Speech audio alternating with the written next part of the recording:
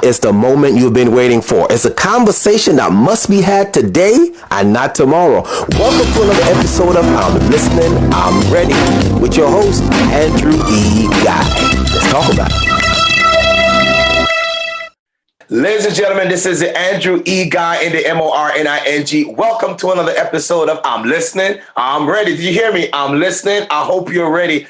I am too excited. Normally I would say that I'm so excited. This morning I am too excited for my guest that's on the show this morning. An educator. I mean, she's simply amazing. She's also a fellow podcaster too, all right? She's in the classroom. She's impacting lives for today and for a better tomorrow up there in the York Region School District. Listen, I am talking about none other than my good friend, Miss Noa Daniel.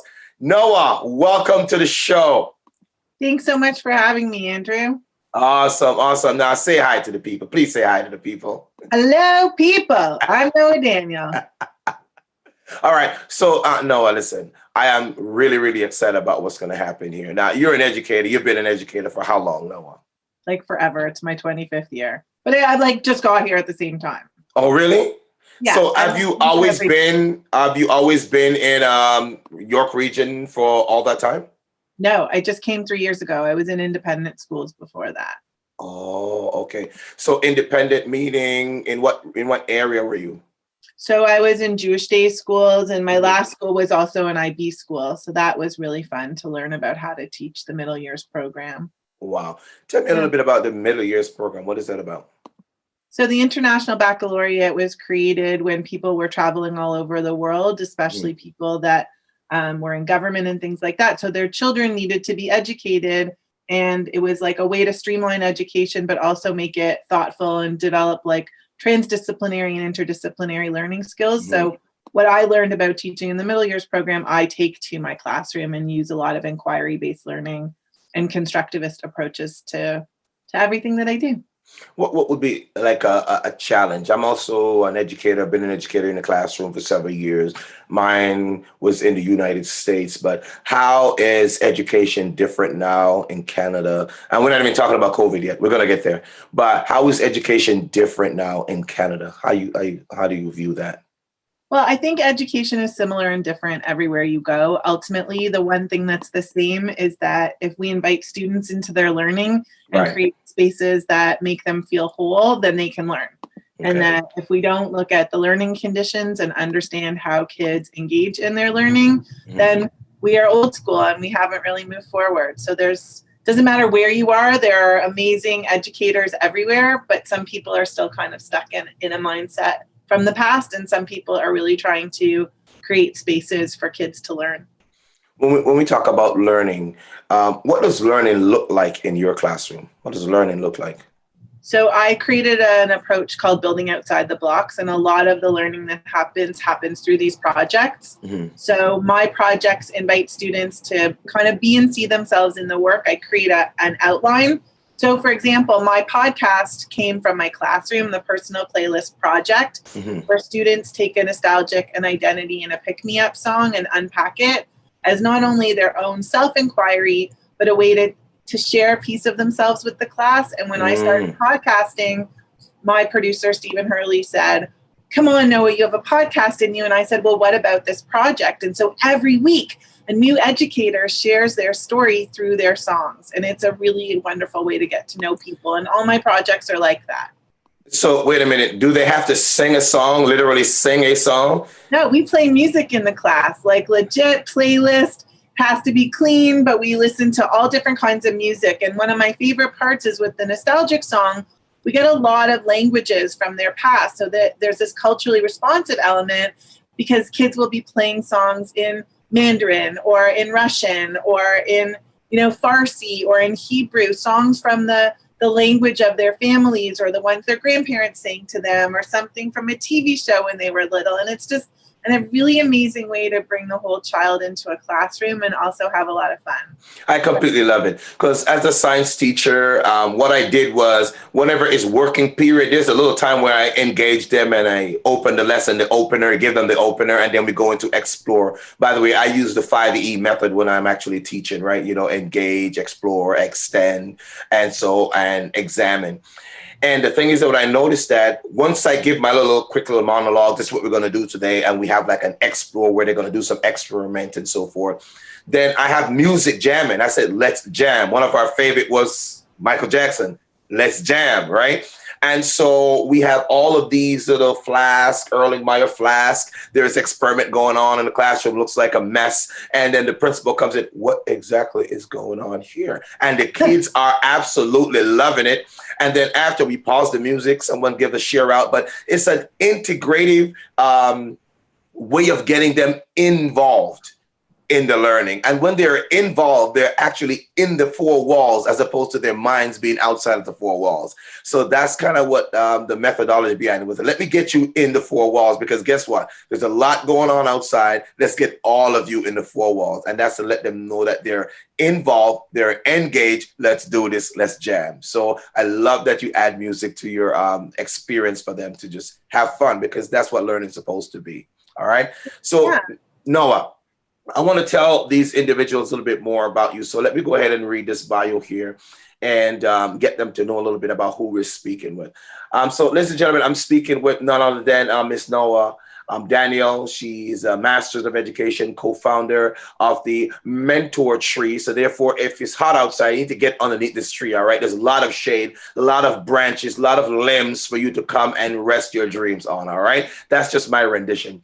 But she's a classroom teacher in the York Region School District Board, and her consulting work at the Building Outside the Blocks give her a place to create personalizing projects and initiatives for schools, boards, and community. Noa is a blogger and a podcaster. That's right. Okay. She hosts the Personally Playlist podcast and One Ed Mentor on Voice Ed Radio. Noa is also a TEDx and a keynote speaker. I'll give you the rest of it as we move forward. Now, talk to me about TEDx. How did you get involved and become a TEDx speaker? Because I am also a TEDx speaker. We got so much in common. This is amazing. It was on my bucket list. Like, in all honesty, when I applied, I thought I would have to apply many times.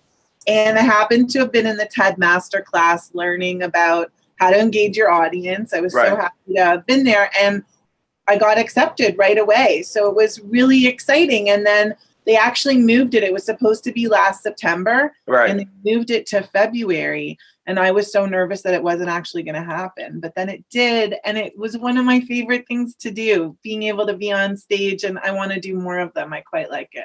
Awesome. So where did you do your talk? Did you do it in York Region, or you did outside of Toronto? This one in Kitchener. I had gone to it a few years ago. It's called TEDx Kitchener Ed. And it was an all educational TED experience. So that was like, for me, like, that's my dance space. I love education. And I was like, this is what I want to do. And I imagined myself on the TED stage. But more than anything, I have a lot of important ideas that matter. And I didn't know that they mattered. And that's where the mentorship piece came in. At my last school, I had a mentor that changed my life. Yes. Not only helped me see that what I was doing was different, but she helped me find my voice, helped me start blogging, helped me start telling my story. And then I started presenting. And it's only been 4 years that I've been presenting on Building Outside the Blocks, but people around the world are using my projects. And most importantly, kids around the world are getting to have a lot of fun and learning a lot of skills all at the same time. This is powerful. I'm telling you, you know what? We have got to connect. There's far too much in common here. So when I read some of the things that you're doing, I'm like, oh my goodness, this is going to be an outside of the box conversation. And I'm actually loving it. But talk to me about your background. I love it. I am looking at something else. But when I see your background, I see stairs. I see optimism. I see it going to a higher level. I see you taking people from where they are to where they need to be. And I love the other part, that there's a window out there to let them see that, listen, the grass is actually greener where you are instead of looking outside the window. Talk to me about that. How did you choose that and why? I like how you're playing that out. It's kind of fun. I like that. I see the same thing. It's funny when you were talking about those four walls. Yes, you want kids to be present and in the room, but I've always kind of felt confined by some of those blocks. And in education, we have blocks of time, and you just kind of want to open windows and say, yeah, we're still in the house. These are still the parameters. We still have criteria, and we still have curriculum, but there's so much we can do if we just open the window and breathe. I love it. I knew that had something to do with it. And I mean, actually didn't until right now. You and it all coming together.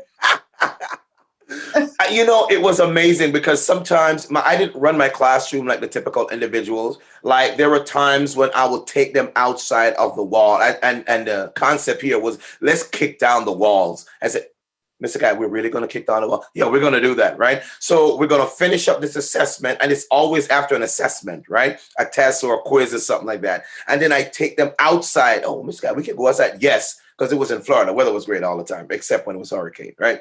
So I took them outside and we sat down underneath a tree and we kind of discussed what's happening. And that's me trying to help them to understand some of the things that are affecting them personally. Because if they don't get to discuss what's happening up here, you will never get them to focus in the classroom. So the question is, how do you get kids to really, or should I say students? In our culture, we believe that goats have kids. So we don't call them kids. We call them children. All right. So how do you get children or students to focus in your classroom? What's a technique that you use? Well, besides being like super fun, I try to make it not all about me. And I try to create lots of different opportunities for voice to happen. And that's been a really interesting learning curve for me this year because I'm teaching in the virtual class. And usually like I move around the room and I can like vibe with the person and I know when I've lost them. I do not have that. So I'm learning lots of different mechanisms to see how they're engaged, if they're engaged, pooling and using the chat and having asynchronous experiences where they can all weigh in. It's been illuminating, but we just finished conferences and I taught the students how to lead their own conferences, and seeing them take that ownership, that's the affirmation for me that I'm not way off. I always have work to do and I always have things to tweak to get better, but they're my gauge ultimately if I'm doing okay. I love it. You said one of the key things that I always use as my litmus test. You know, the district will come in and then they look at the scores and say, oh, Mr. Guy, scores are going up. Wow, what are you doing? I said, I don't use the score as my gauge. I use the people that I interact with, which is the students in front of me, which basically is my future. If I don't do a good job here, then we don't want to look towards the future because the now is going to be them later on. So I use them as my litmus test. And if they're engaged, they're getting feedback, they're giving me feedback, and I see that lives are being changed and they're having this critical conversation, critical thinking, asking those questions that needs to be asked, then I was like, okay, I think we're on the right track here. And I do a survey with them. Like every weekend we do a survey. Okay, how is this working for you? Is this helping you in your other class? If it's helping you in your other class, we're doing something good. Because like you said, it's not just about me, it's about them. And how can they take the knowledge from my class and make it holistic across their schooling experience? So that's kind of how I look at it. For sure. And it's not just knowledge. Like I teach strategies and my students have a digital portfolio. And I know that I have students who've gone to high school because they teach grade 8 who go and refer to these strategies. And I think that's the learning, right? Those are the skills that they're going to keep developing because they know the tools in order to do that. And I feel good about that a lot of the time for sure. Awesome. I think we're just preparing them to, start building the future. And I gave this analogy. I was giving a talk because sometimes I go around to different schools and I do a speaking tour. And that's something I may have to talk to you about. We may have to team up and do something like that. I think it'll be fun. Mm-hmm. And I was doing this talk and then a whole bunch of teachers were in the room. And I said, guys, your future is here. So if you don't treat them right, I didn't say good, better, or best because all those are comparative. Right, that means right means it works for them. That's what right means, my definition. And I said, if we don't do that, then guess what's going to happen? You're going to get older and then you're not going to want to wake up to the future because you're going to be on a sick bed. And these are the same kids that you say couldn't read or at risk or they're not going to be anything. And suddenly they are your doctors, they're lawyers, your nurse, they're your leaders. And what are you going to say then? What will be your answers for them? Anything or tools that you use to empower them to see the future now? I think that all of the tools hopefully empower them to see the future now, to see that they're connected to the world, that just because they're physically not in the world doesn't mean that their ideas can't matter or that other people's ideas can't impact them. And I think the other part of that is giving them voice and saying to them, how are you going to use it? Because I really even used to think that voice was something you could hear. And I'm learning more and more that voice is opportunity, that voice is different manifestations and modalities, that voice is being able to weigh in on your own terms, not necessarily my terms. And even still, as I learn, sometimes I'll present something to the class, and as I'm saying it, I'm like, or you can show it to me in any way that meets these criteria. And I think that that's one of the things about building outside the blocks, and why I love my Bob project so much, is that even if they're doing something like they're doing Healthy Start right now, where they have to commit to starting or stopping something for 3 weeks, and they journal about it. And some of them are eating healthier, and some of them are looking at screen time, and some of them are working out, and some of them are learning yoga or mindfulness. And everybody's doing what they need because they've gone on this needs assessment of themselves, and they're learning how to goal set.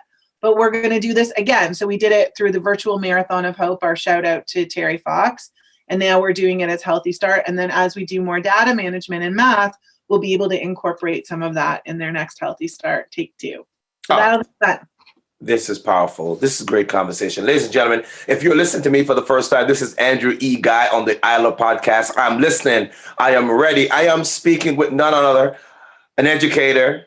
I'm talking, she's a mastermind. She's a TEDx speaker, and she's doing amazing things inside the four walls to impact what's outside of the four walls for now and for the future. I am talking about Miss Noa Daniel from out there at York Region School District, and she's doing an amazing things out there. Listen, this conversation it must be unpacked further. But right now, I know we have only a small window of time to make sure we can get as much things in there as possible. We're talking about education. We're talking about how do we impact the minds of the learners that are in front of you now so they can become lifelong learners as your inheritance for the future. That's what we're talking about, how to engage students and make them feel that they can own the lesson. They can own their own learning and have impact and they're on their friends, and also they can influence decision of their peers. That's what we're talking about. How do we get off this sage on stage mindset, as we would say in the field of education, and let students take part in their learning? All right. So Noa, at this particular time, we're going to get ready for what's called Think, Fire, Shoot. It's a part of our show where you got 1 minute to answer 4 questions. 1 minute to answer 4 questions. However, you get 15 seconds per question. The question could simply be a word or a series of words. But as we go down, the words are going to get longer, more complicated, and it's going to force you to think. So the seat is kind of hot. Okay, challenge accepted. So let's go. Let's rock and roll. People get excited about this, and some people get nervous, okay? But we're teachers. We know how to do this. We rock this all the time, all right? Live on the hot seat. So this is what I'm going to do. I'm going to read up the rest of your bio, and then I'm going to introduce you, and then you're going to come in. You're going to say your name. My name is Noa Daniel, and this is what I do. And then after, you're going to get ready for Think, Fire, Shoot. Are we ready? Okay, ready. All right, let's rock and roll. So, ladies and gentlemen, this is Andrew E. Guy on the ILIR-Podcast. I'm listening. I'm ready. I am interviewing, talking, just chilling out, chit-chatting. We're just chalking it up with my good friend, Miss Noa Daniels up there in York Region School District. And I'm going to tell you a little bit about her before we get ready for the Think, Fire, Shoot. She hosts the Personal Playlist podcast and the One Ed Mentor on Voice Ed Radio. And Noa is also a TEDx and keynote speaker. As a board member of Voice Ed Radio and Learning Forward Ontario, she strives to contribute to meaningful professional learning opportunities for educators. All of Noa's work amplifies voice and propels engagement for learners of all ages. Ladies and gentlemen, I would love to introduce to you Ms. Noa Daniels. Noa. Hi, I'm Noa Daniel. Nice to meet you. Is that what I'm supposed to do? All right, so we're getting ready for Think, Fire, Shoot. Question number one. All right, the time is on the clock. We're ready to rock and roll. People say students are at risk. Go. They can be at risk if you don't give them the opportunities that they need to learn the way they need to learn. So yes, students can be at risk because of their socioeconomic status, because of the way that people treat them, or because they actually don't get to be part of the learning experience. But our job is to bridge that distance and make sure that we treat them like they deserve to be treated. Did I run out of time already? Yes, you did. I was trying to figure out based on your facial expression. Shoot. Okay. Hey, that's all right. The information was credible. The information was great. And so no problem. Love it. All right. The next question is simply this. Educator. What do you consider an educator to be? Go. An educator isn't just a teacher. Educator implies the reciprocity that they're learning from students as well as giving students knowledge and skills. They're not just imparting, they're engaging, and there's a much more process-oriented experience happening in the classroom. Boom, did I get 15? Oh, look at you. Oh. I'm a learner. I did better next time. Love it. Girl. All right, question number 3. Now, this one has to do with diversity, inclusion, trauma, because I do speak on some of these things too. So we're talking about your past, your present, and your future. Your past, present, future. What does that have to do with your future success? Go. Who you are is the totality of where you've come from, what you believe, and where you think you're going. So all of it plays a role in your present, and your present plays the role in your future. So if we can optimize those experiences, let kids have opportunities to let go of some of the trauma from their past, and that we don't re-traumatize them through the work that we do, we give them more building blocks for their future. Ooh, 14.7 seconds. Very nice. Well said. Well said. I would have liked to, just saying I know the hot seat's the hot, but I like to prepare for things. I love it. I love it. Better answers with some more time. So our last question, and then I'm going to ask you to basically transcribe this quote that I came up with, right? So the last question. Most people spend a lot of time staring in the rear view mirror instead of the windshield of life. Most people spend a lot of time staring in the rear view mirror as opposed to looking into the windshield on the highway of life. Go. So reflection is important. It can help us re-gauge ourselves if we veer off track. Better reflection than the side mirrors, because we don't want to know who's looking. But if we keep our eyes on the horizon, all else follows. How about that? You're really carrying on now. You're really carrying on. That was only about 10 seconds. And I could have said more. I was like, I can't figure it out. I cannot. No, you're right on it. And that's the purpose of this. Okay. All right. It's think, fire, shoot. I'm thinking it. The brain cell, the glia cells in your brain are firing. I need to take a shot at this. And that's exactly what it is. It's the fun part of our show, and our guests just absolutely love it. Okay? All right. So the last part I want to talk about now is simply this. We notice that there is systemic racism. Our questions are finished. But we notice that there's a lot of systemic racism that's happening in Canada. There is covert and there is overt. And I just connected with this Anne-Marie Landry. She is the watchdog of the Human Rights Commission.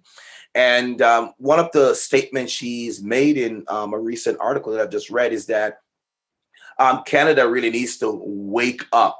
It's not about just being engaging. We have to do something about systemic racism.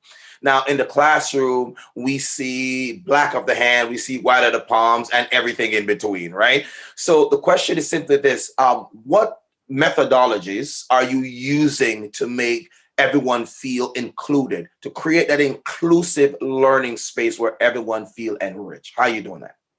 I think that we explicitly explore social identities and those intersections, but I make sure that I have representation in all the texts that I use so that kids can see themselves in the work, whether it's through any of the subject areas or it's through looking at the history of the subject areas. That representation is really important, but I'm also trying to dismantle my own racism that I don't even know is there, and that understanding of my own ability to see the world, to see my systems as inherently racist, to see the texts that we have that are part of the canon as racist, being able to debunk those and unpack that is a skill I've developed. And, on my show on Ed Mentors, we've had a lot of different episodes on equity and culturally responsive pedagogy and anti-racist pedagogy, specifically anti-Black racism. And through our work at the Mentoree, we're looking at anti-racist education and bringing people to the table of conversation. And ultimately, it's through conversations that some of those differences can be made.